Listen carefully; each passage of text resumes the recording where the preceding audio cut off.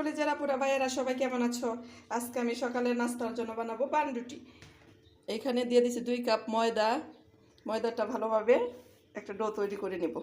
দিয়ে দেব স্বাদ মতো লবণ, দিয়ে দেব ইস্ট। তোমরা ভালো মানের ইস্টটা দিয়ে নিতে পারো, নরম তুলতুলে হবে বানটা। দিয়ে দেব সামান্য চিনি, দেব কুসুম গরম পানি।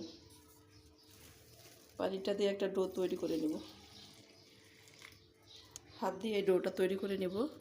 কুসুম ডোটা তৈরি হয়ে গেছে। এখন আমি এটা রেস্টে রেখে দিব প্রায় 15-20 মিনিট, একটু ফুলে আসা পর্যন্ত।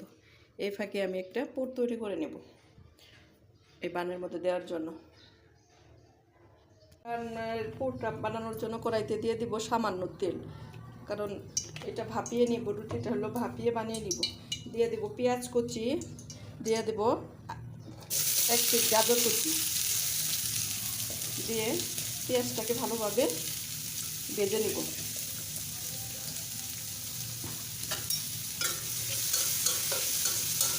তোমরা চাইলে পুরটা মাংসটাকে মানে কিমা বানিয়ে নিতে পারো। আমি কিমা বানিয়ে নিব না, আমি টুকরো করে নিচ্ছি। পেঁয়াজটা নরম হয়ে গেলে মাংসটাকে দিয়ে দেব। পেঁয়াজটা নরম হয়ে আসছে, এখানে দিয়ে দিচ্ছি চিকেন, আদা রসুন পেস্ট, লবণ স্বাদ মতো, 1 চা চামচ মরিচ গুঁড়ো, 1 চা চামচ ধনিয়া গুঁড়ো, সাথে আসে সয়া সস। এখন এই চিকেনটাকে ভেজে নেব। চিকেন বান্ডা বানাবো একদম তেলবিহীন। এই পুরের মধ্যে তেল সামান্য দিয়ে ভেজে নিচ্ছি। আর বানটাকে আমি রাইস কুকারে ভাপিয়ে নেব। দেখো পুরটা হয়ে গেছে। এখন নামিয়ে বানগুলোতে ভরে নেব। দেখো কেমন হলো। দেখো যে ডোটা বানিয়েছিলাম সে ডোটা ফুলে উঠছে। এখন এটাকে একটা করে লেচি কেটে নেব। তোমরা চাইলে যে কোনো শেপ দিয়ে নিতে পারো, যেরকম করে একটা করে লেচি কেটে নেব।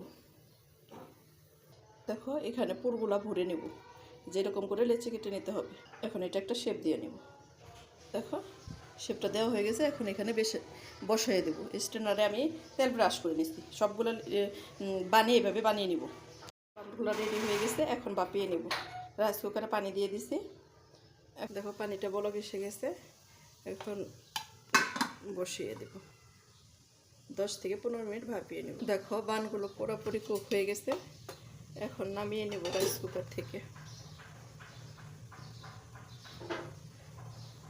দেখো আমার বানগুলো কেমন হলো। তোমরা সকালে বা বিকালের নাস্তায় এই বানগুলো বানিয়ে নিতে পারো। আমার রেসিপিটি যদি তোমাদের ভালো লাগে, আমার ইউটিউব চ্যানেল, আমার ফেসবুক পেজটা ফলো করো। সবাই ভালো থেকো, সুস্থ থেকো। আল্লাহ হাফেজ।